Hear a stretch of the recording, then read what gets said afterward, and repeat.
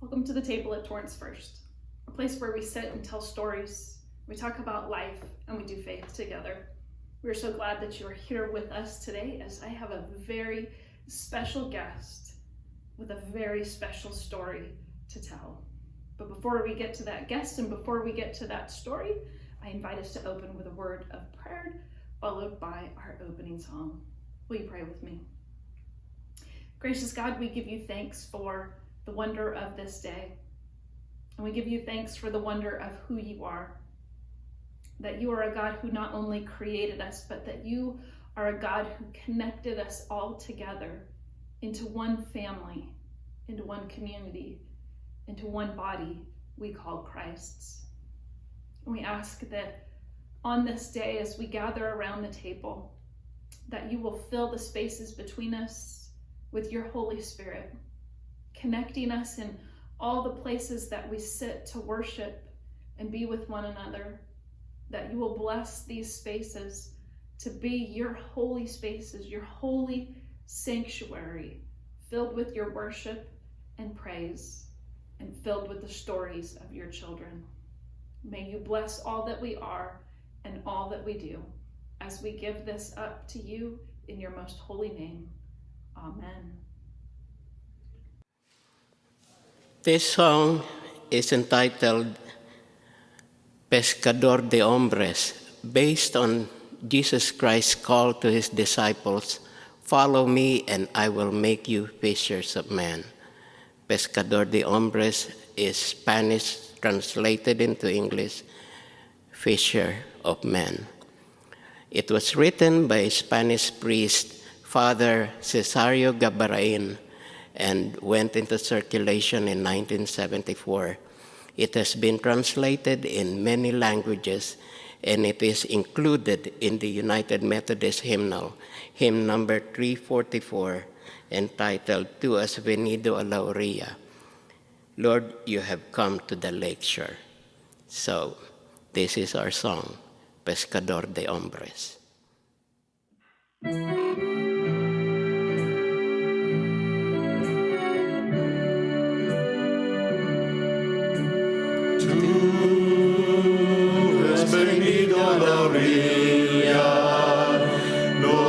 Buscado y a sabios y ricos, tan solo quieres que yo te siga.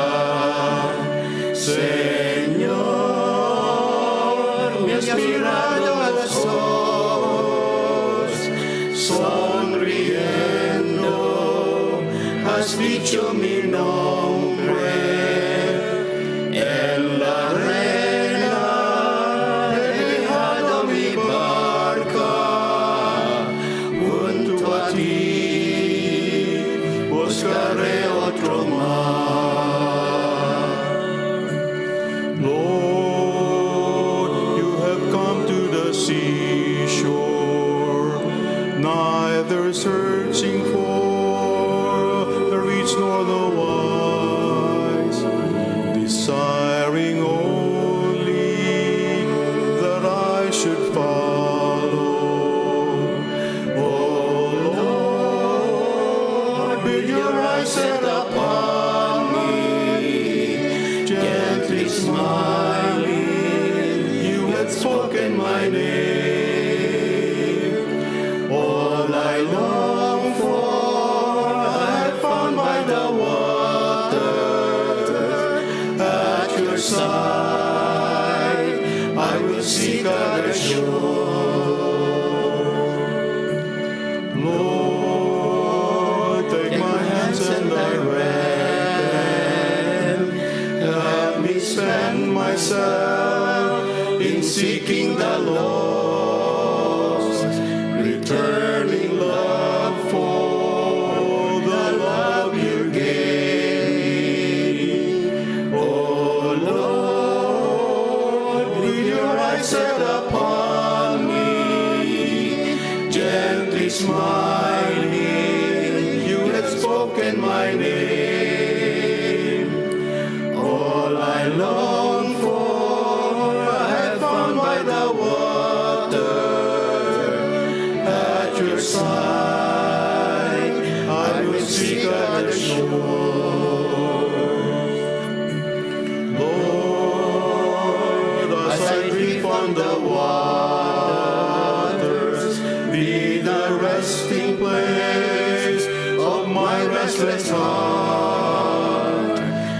life's companion, my friends and refuge. Oh Lord, with your eyes set upon me, gently smiling, you have spoken my name. All I long for, I found by the water. At your side, I will seek other shore.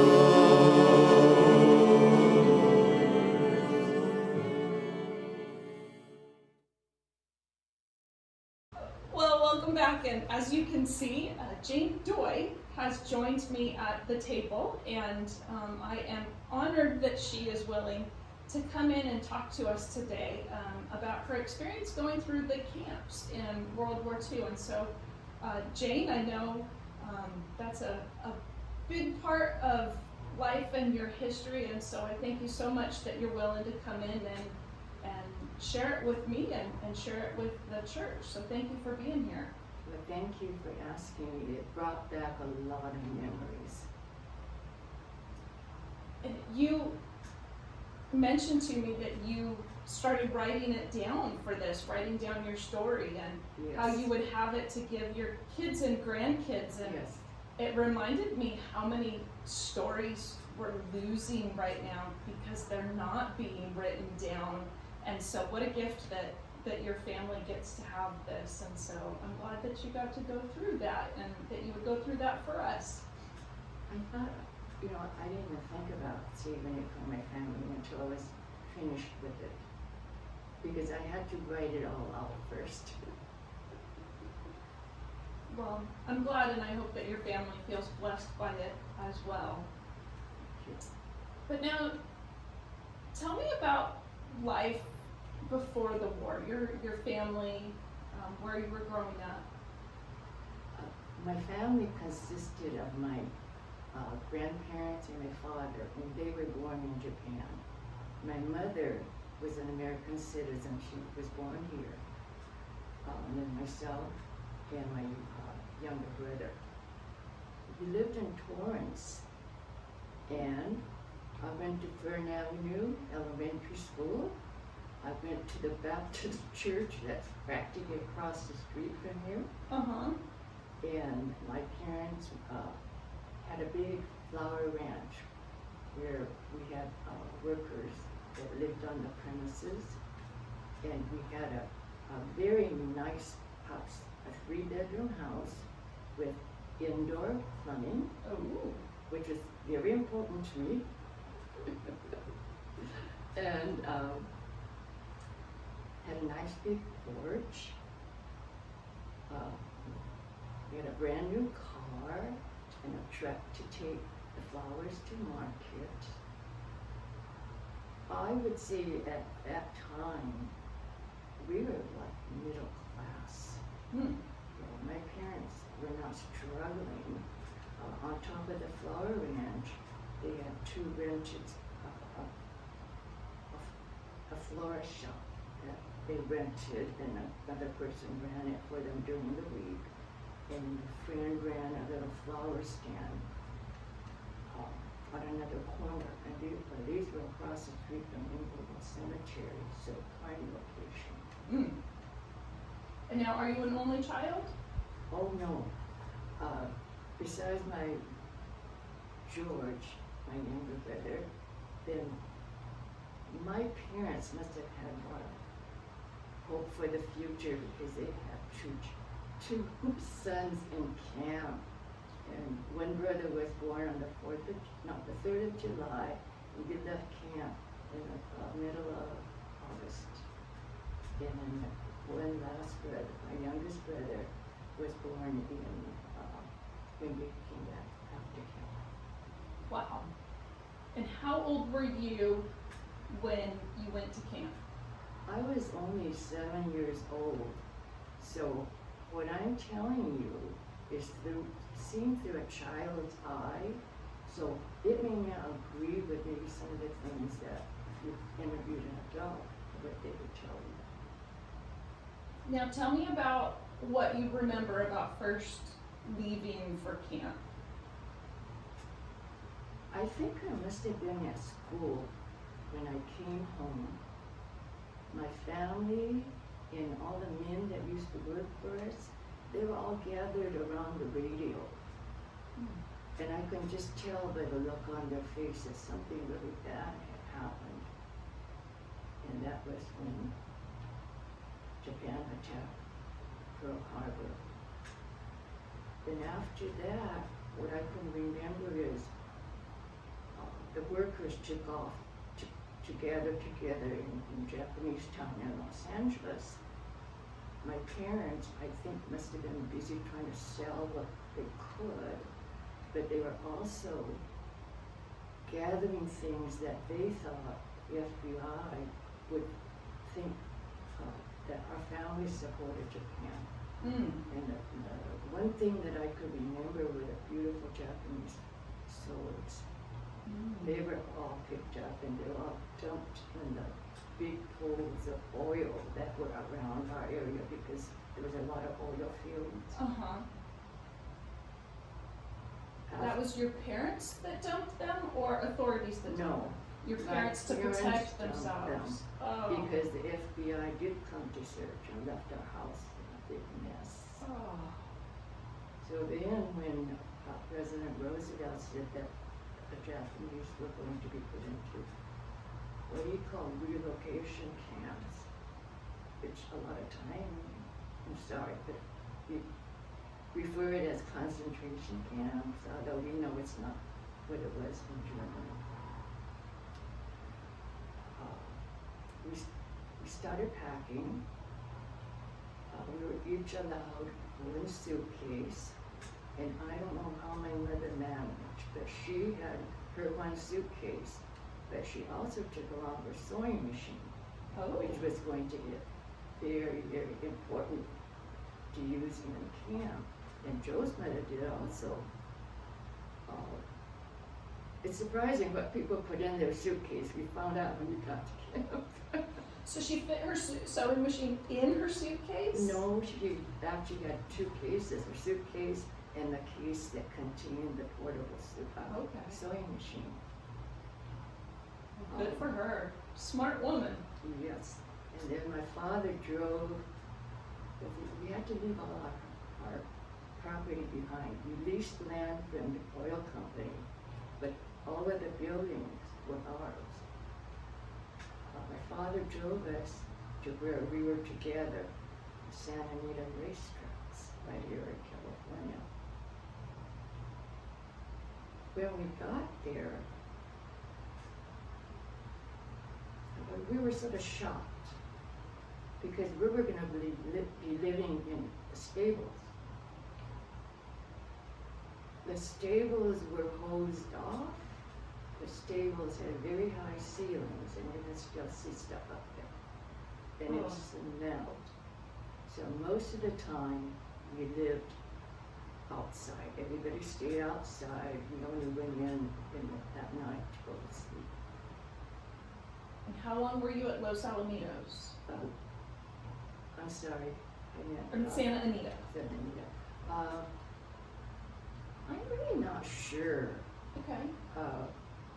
But before the year was over, because the people that lived around us, we were the last ones to leave.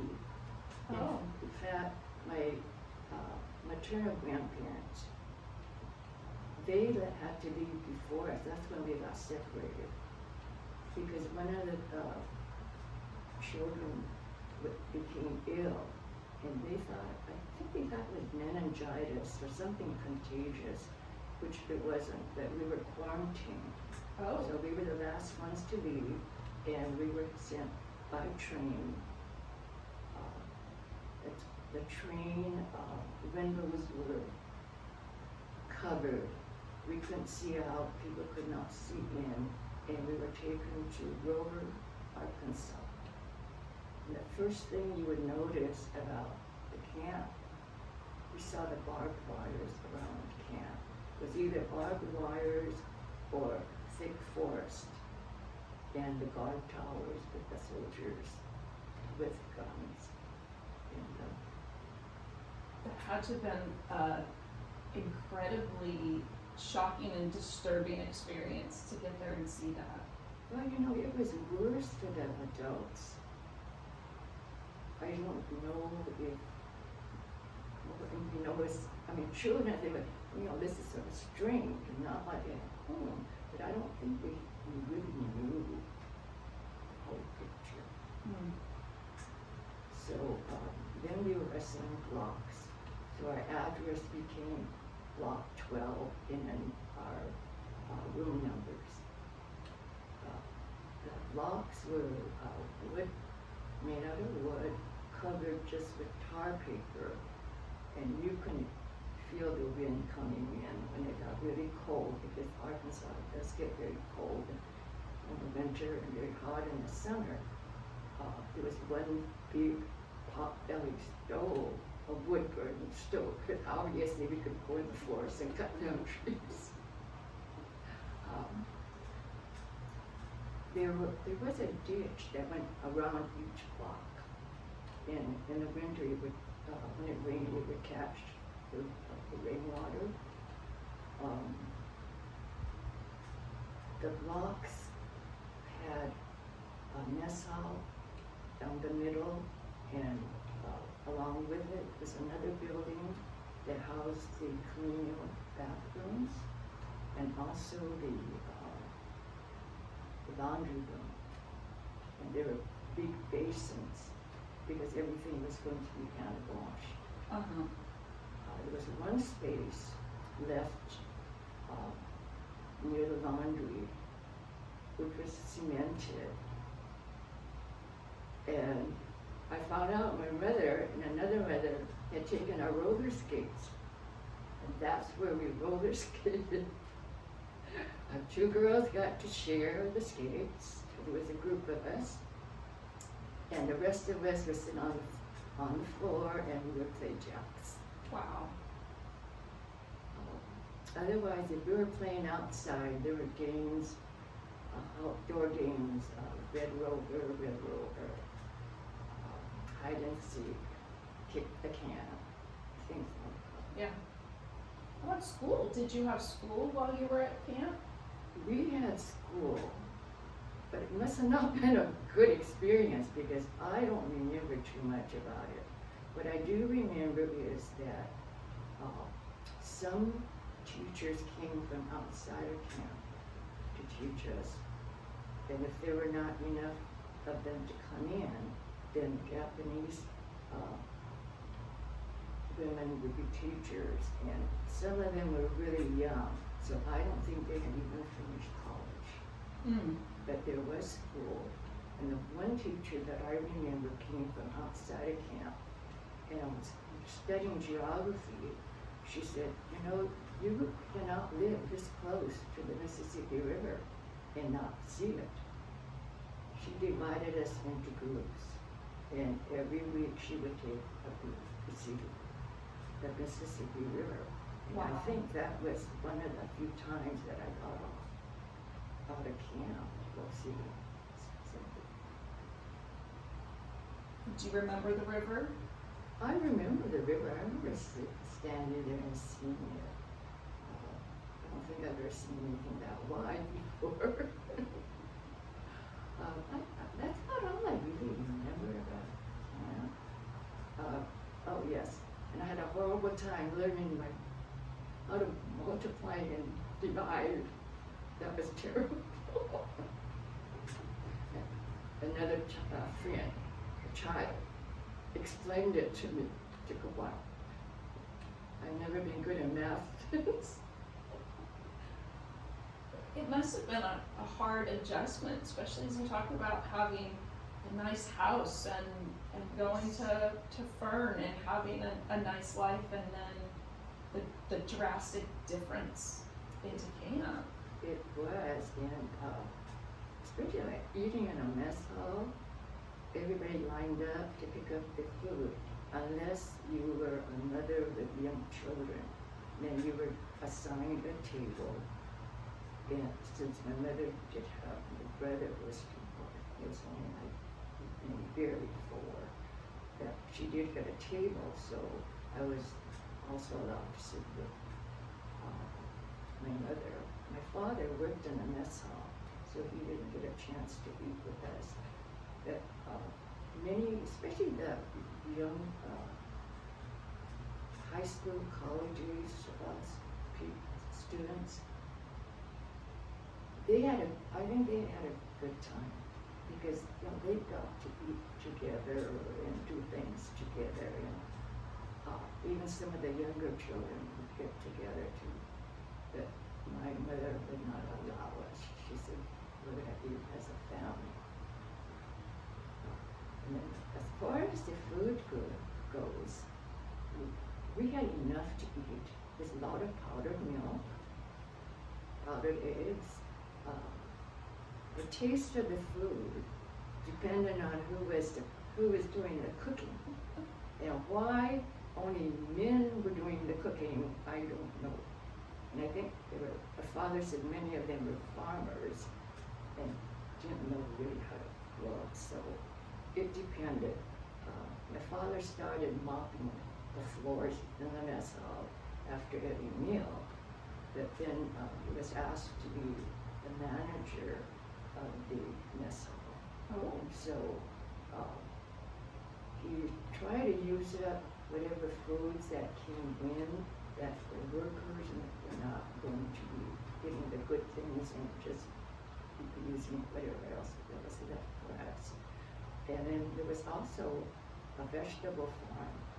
My grandfather worked in the vegetable farm, so we were getting fresh vegetables. What else did I remember at camp?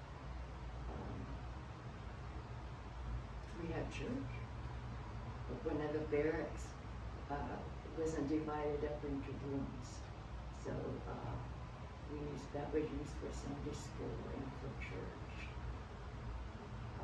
As far as our room went, every family was assigned to a room, and ours, we just had the wood burning stove and 2 double beds, blanket, sheets, pillows. If you wanted to buy anything, there was a little store.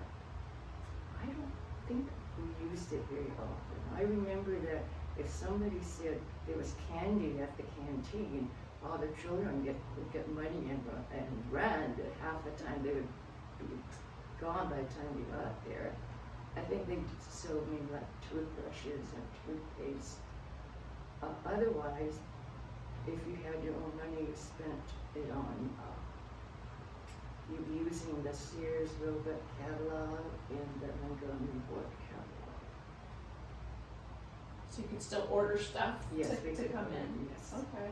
And you mentioned about your dad working at the mess hall and your grandfather working at the farm. So they weren't getting paid for the work that they did? But very little. They were Okay. paid very little. I can't remember because I know I read it someplace once.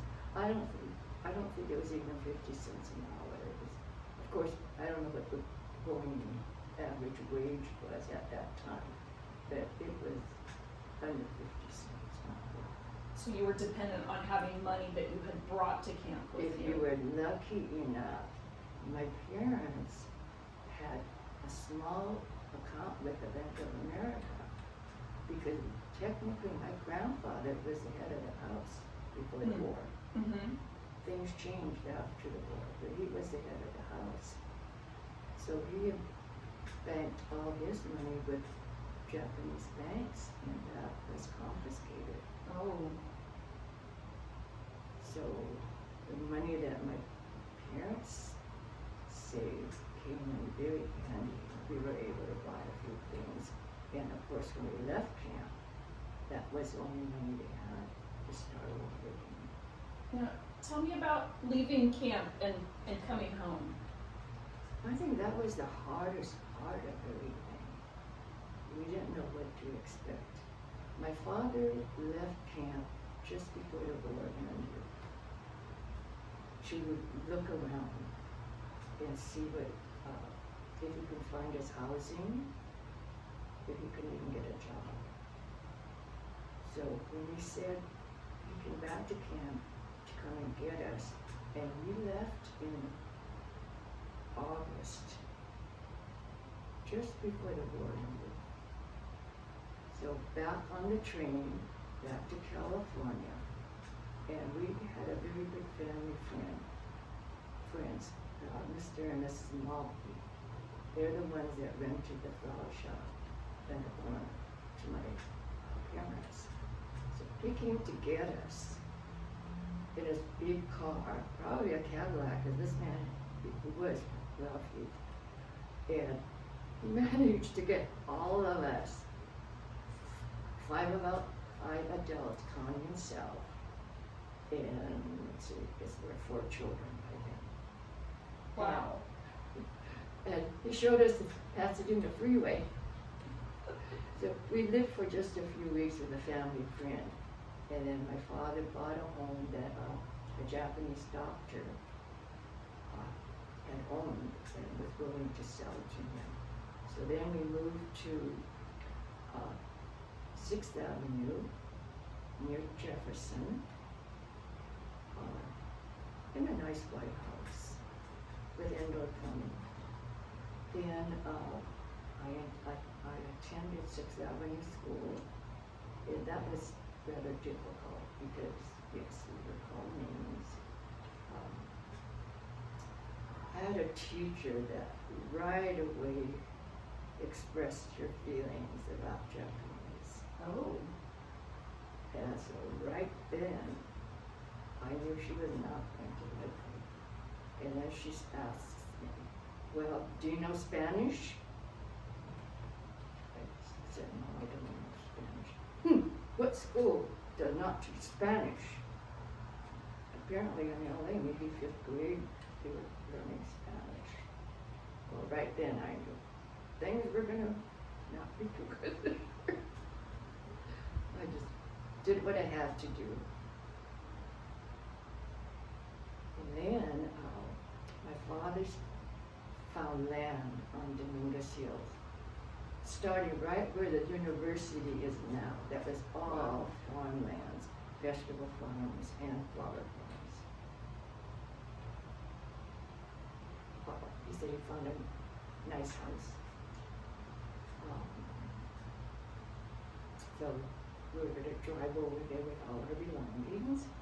So we go over there and we're going up Central. And then we cross this Victoria and we're on a dirt road. Okay. So we're going up and down the dirt road, and then my father points to a house sort of on a hill and says, well, that's where we're going to live. It looked good from there until we got closer. It was made out of wood, wood slats, because a wind would go right through the slats. 3 bedrooms, a very large bedroom. So that was for my parents and my brothers, and then being the only girl in the family, I got one room, and my grandparents got another room. Now, the bathrooms, was a different story.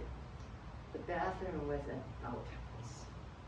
This is 1945, and I'm going to use an outhouse, yes. And the Japanese bathroom was there. And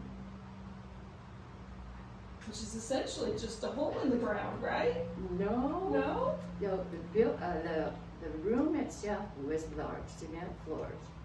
There was a metal tub with a wooden rack down at the bottom. But there was no hot water. Oh. So if you wanted hot water, at 3 o'clock, someone, usually my grandmother or myself, we would have to build a fire under the bathtub. Oh. And pity the first person that goes to take a bath, So then you're going to bathe the way the Japanese do. You're going to get a bucket, dip some hot water in it, get the hose with the cold water, dilute it to the temperature that you want. Use your wash towel and wet yourself, suds yourself and clean yourself up. Then you rinse with that water, and you rinse out the bucket, and you get the clean water and rinse yourself off. So that's what you have to do. So not actually getting in the tub, washing next to the tub. Right, and Okay. then you could get in the tub, but the children were the first ones to take bathe, and there was no way you could get into that tub. It was very hot water.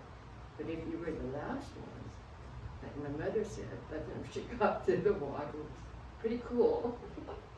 But people that, the later people that took that were able to soak in the tub. Mm-hmm.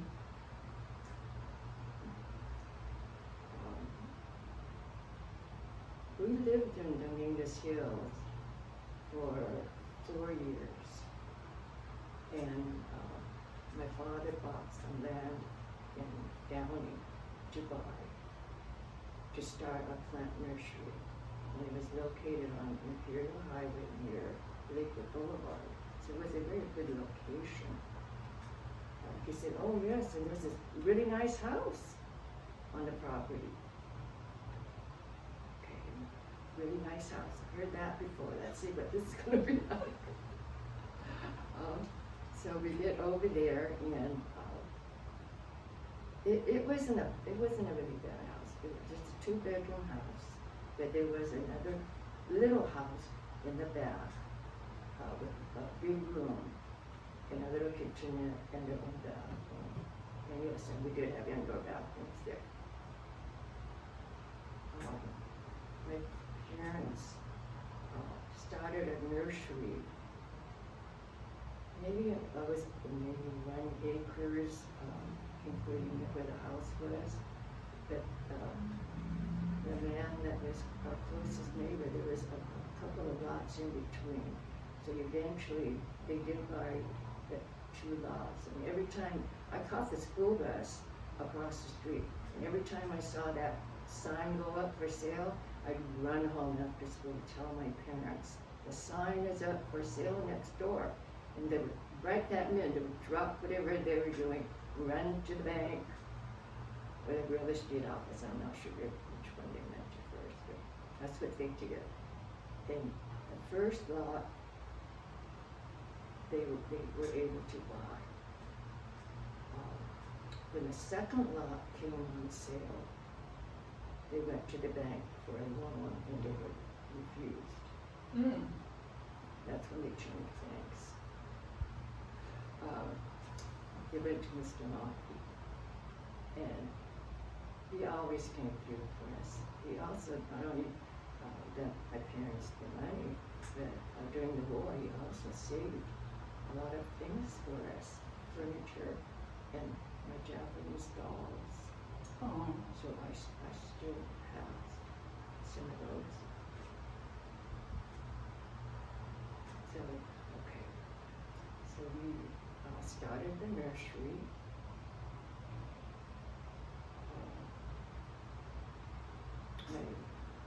My youngest brother, Ren, was born when we were doing this hill. So now we were 5 children all together. And some of us had to sleep in the living room or had to share the big room with my grandparents. But when you're in a situation like we were in, or if a family was very poor and they have to manage on maybe just 2 beds, you're going to do what you have to do. Yeah. Yeah. Right. But my parents had worked so hard. My father was ready to go to college when my grandparents told him he had to come to the United States. And so I think for a long time he had it in his mind that he was going to send us to college. He sent all 5 of us and not just any college. I wanted to go to UCLA, and one brother and I did get to UCLA. The other three brothers already knew at a young age they wanted to be pharmacists, and they went to that other school across town called USC. Oh.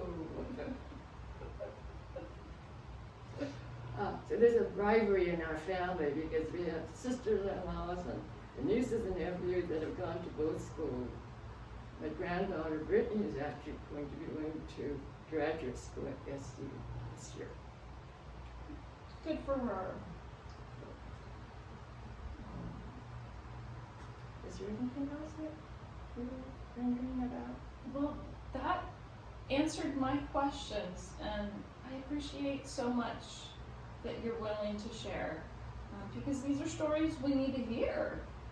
It's not the happiest part of our history, and not the part that we are the most proud of, that was done to people and good people like your family. But we need to hear these stories so that we work to not repeat these stories. If people are interested in finding more about my experience, there is a Japanese National Museum in Japanese Town in Los Angeles. Oh, okay. If you want to see the site of the camp, there's Manzanar, right in the middle of the California desert, on the way to Mammoth to go skiing or hiking. The camp do not put in the best locations. Hot Mountain was probably the coldest one in Wyoming. Oh, yes. And I did want to mention that there are some pictures of camp. We were not allowed to take in cameras, but Doyle, I think his last name is Miyakami, was a noted photographer, and he could not take in cameras. He took in his lenses, and he made his own camera. So he did take pictures of camp. He was also a friend of Ansel Adams. Oh. And he apparently came to camp too, because I think Manzanar took pictures. We'll need to make sure to look those up. Yes, they're interesting. We will work to do our research. But Jayne, thank you so much for coming in and sharing your story and sitting with me at the table so that we could all learn from you, learn more about you, and learn more about our history. So thank you so much. Is there still a little bit of time left? One of my cameras has shut off, and I'm praying the other one is still going. I just want to say that it's not what I learned so much from camp, it's what my parents' actions were after camp. They had to have a lot of faith. Although they did not go to church on a regular basis, but they sent all of us children to church. I don't think they ever talked or complained about our experience, and as I said before, they worked so very hard to make things better for us. Yeah. Well, what a wonderful example that you had, and we give thanks for them. Yes, and thank you very much for letting me share my story. You're welcome. And thank you so much, Jayne, and blessings to you and to your husband, Joe. Thank you. I give incredible thanks to Jayne for coming in and telling her story. And like was mentioned, for her to have this opportunity to write her story down so that her children and her grandchildren and her great-grandchildren to come will be able to hear their story, to have this piece of their family history, but also all of our history. I was thinking about her story and the sharing of it and the importance of it being told. And it reminded me of how many times in Scripture God instructs us to tell God's story to our children and the generations to come. Just one example comes in the prophet Joel. In the first chapter, the opening word says, the word of the Lord that came to Joel, son of Pethuel. It says, hear this, O elders. Give ear, all inhabitants of the land. Has such a thing happened in your days or in the days of your ancestors? Tell your children of it, and let your children tell their children and their children another generation. And the prophet goes on to talk about what the Lord had done, the things that they were to tell. And it breaks my heart to think about how many stories are going untold. How many powerful stories of who we are, stories of witnesses of faith and life and community and God are being lost because we are not writing them down, because we are not telling them. And so how do we be inspired by Jayne, who has the courage to tell her story? And how do we seek to tell ours? To put it on paper, to record it, to tell it to anyone who will hear, so that we can inspire one another, so that we can lead one another, so that we can allow the generations to come to know what history should be honored and what history should not be repeated. And most of all, how is it that we make sure that we see where God is in that story? After Jayne finished, she talked about the faith of her parents and how that faith got them through. It was probably the hardest time in all of their life. How's our faith getting us through? And when our faith gets us through, how do we make sure to tell that story, to honor and give thanks to God, and to make sure others know it as well? My friends, I pray that you have a most blessed week, and that your story this week will be one of inspiration and one that is filled with God's presence. Until we meet again, good night.